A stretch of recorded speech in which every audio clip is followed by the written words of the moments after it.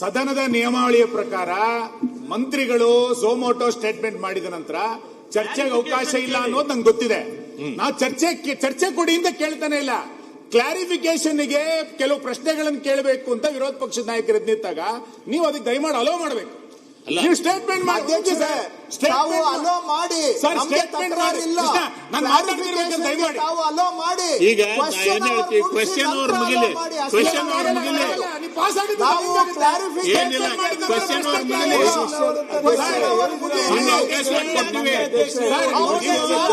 Clarification ಕೇಳಲಿಕ್ಕೆ ಅವಕಾಶ ಮಾಡಿಕೊಡ್ತೀವಿ. ಕ್ವೆಶ್ಚನ್ ಅವ್ರ ಮುಗಿಲಿ, ದಯವಿಟ್ಟು ಕುಂದ್ರಿ ದಯವಿಟ್ಟು. ಕ್ಲಾರಿಫಿಕೇಶನ್ ಆದ ನಂತರ ಅದೊಂದು ಪದ್ಧತಿ ಮೇಲೆ ಬಂದಿದೆ. ನೀವು ಸ್ಟೇಟ್ಮೆಂಟ್ ಮಾಡಿದ ನಂತರ ಕ್ಲಾರಿಫಿಕೇಶನ್ ಕೇಳಬೇಕು, ಆಮೇಲೆ ಕ್ಲಾರಿಫಿಕೇಶನ್ ಕ್ವಶನ್ ಅವರ್ ಆಮೇಲೆ 3 ಜನ ಸತ್ತೋಗಿದ್ದಾರೆ, ಆಮೇಲೆ ಕ್ವಶನ್ ಅವರ್ ನಡೆಸಿ. ಸರ್ಕಾರ 3 ಜನ ಕೊಂದ ನಂತರ ಏನ್ ಪ್ರಶ್ನೋತ್ತರ ನಡೆಸ್ತೀರಿ ನೀವು? ನಿಮ್ಗೆ ಏನ್ ಪ್ರಶ್ನೋತ್ತರ ನಡೆಸ್ತೀರಿ? ಬರೀ ರಾಜಕೀಯ ಬೇಕು. ರಾಜಕಾರಣ ನಾವು ಮಾಡಿದ್ದಲ್ಲ, ನೀವು ರೈತರಿಗೆ ಕೊಂದಿದ್ದು ನೀವು.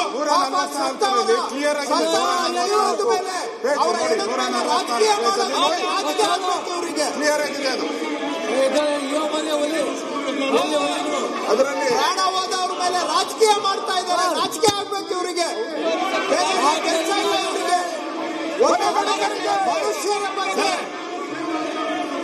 ಮನುಷ್ಯರ ಬಗ್ಗೆ ಗೌರವ ಇಲ್ಲ.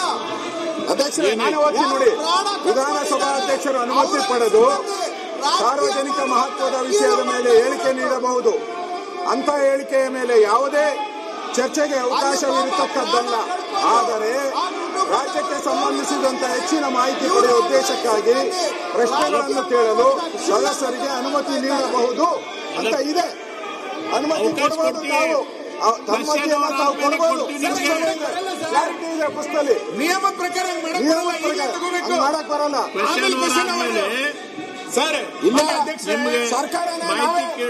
ಸರ್ಕಾರನೇ ನಾವೇ ಎನ್ಕೌಂಟರ್ ಮಾಡಿದ್ರಿ ಅಂತ ಹೇಳ್ಬಿಡಿ, ಬಿಟ್ಬಿಡಿ. ನನಗೆ ಹೇಳ್ಬಿಡ್ಲಿ, ಸರ್ಕಾರನೇ ನಾವೇ ಹೇಳಿದ್ರಿ ಎನ್ಕೌಂಟರ್ ಮಾಡಕ್ಕೆ ಅಂತ ಹೇಳ್ಬಿಡ್ಲಿ, ಬಿಟ್ಬಿಡ್ಲಿ.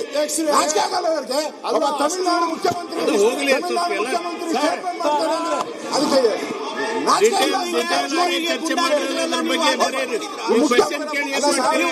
ನಮಗ್ ಬಿಟ್ಬಿಡಿ.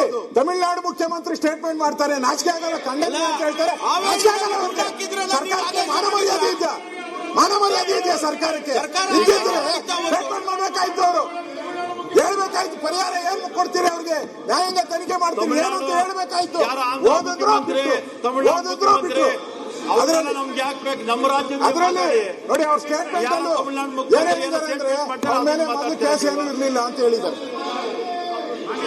ಸ್ಟೇಟ್ಮೆಂಟ್ ಅಲ್ಲಿ ಅವನ ಮೇಲೆ ಯಾವುದೇ ಹಿಂದೆ ಕೇಸ್ ಇರಲಿಲ್ಲ ಅಂತ ಹೇಳಿದ್ದಾರೆ. ಏಕಾಏಕಿ ಹಂಗೆ ಕಳ್ಳಾಗೋತಾನೆ ಅವನು. ಮಾನ್ಯ ಅಧ್ಯಕ್ಷ, ಸ್ಟೇಟ್ಮೆಂಟ್ ಅಲ್ಲಿ ಮಾನ್ಯ ಅಧ್ಯಕ್ಷ, ದಯಮಾಡಿ ಏನೋ ಇಲ್ಲ ಸಚಿವರು ಸ್ಟೇಟ್ಮೆಂಟ್ ಮಾಡಿದ ನಂತರ ಕ್ಲಾರಿಫಿಕೇಶನ್ ಅವಕಾಶ ಕೊಡಬೇಕು. ನಿಮ್ಮ ನಿಯಮದಲ್ಲೇ ಇದೆ, ನಿಮ್ಮ ನಿಯಮದಲ್ಲೇ ಇದೆ, ನಿಮ್ಮ ನಿಯಮದಲ್ಲೇ ಇದೆ. ಕ್ಲಾರಿಫಿಕೇಶನ್ ಅವಕಾಶ ಕೊಡಲಿಲ್ಲ ಸ್ಟೇಟ್ಮೆಂಟ್ ಮಾಡಿದ್ರೆ ಕ್ಲಾರಿಫಿಕೇಶನ್ ಕೊಡಬೇಕು, ನಿಯಮದಲ್ಲೇ ಇದೆ. ನೀವು ಅದಕ್ಕೆ ಅವಕಾಶ ಕೊಡಲ್ಲ. ಅವಧಿಯ ನಂತರ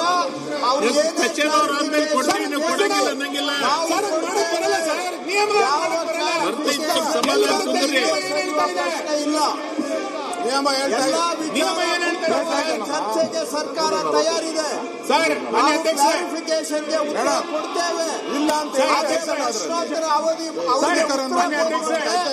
ನಿಯಮ ಏನ್ ಹೇಳ್ತಾ ಇದೆ? ನಾವು ನಿಯಮ ಬಿಟ್ಟು ಏನೋ ಬೇರೆ ಕೊಡಿ ಅಂತ ಕೇಳ್ತಾ ಇಲ್ಲ. ನಾವು ಕೇಳ್ತಾ ಇರೋದು ಸಚಿವರು ಸ್ಟೇಟ್ಮೆಂಟ್ ಮಾಡಿದ ನಂತರ ಕ್ಲಾರಿಫಿಕೇಶನ್ ಅವಕಾಶ ಕೊಡಿ.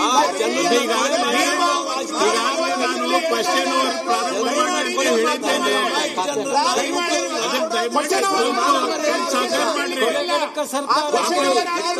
ಈ ಕ್ವೆಶ್ಚನ್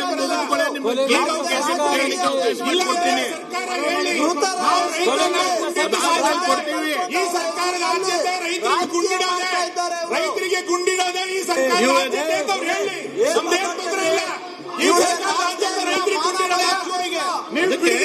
ನೀವು ಬಿಡಿಗಿರಲ್ಲಿ ಲಾಠಿ ಚಾರ್ಜ್ ಮಾಡ್ತೀರಿ, ಅವ್ರ ಮೇಲೆ ಕೊಲೆ ಮೊಕದ್ದಮೆ ದಾಖಲಿಸ್ತೀರಿ, ಇಲ್ಲೇ ಎನ್ಕೌಂಟರ್ ಮಾಡ್ತೀರಿ, ವಿದ್ಯಾರ್ಥಿಗಳ ಮೇಲೆ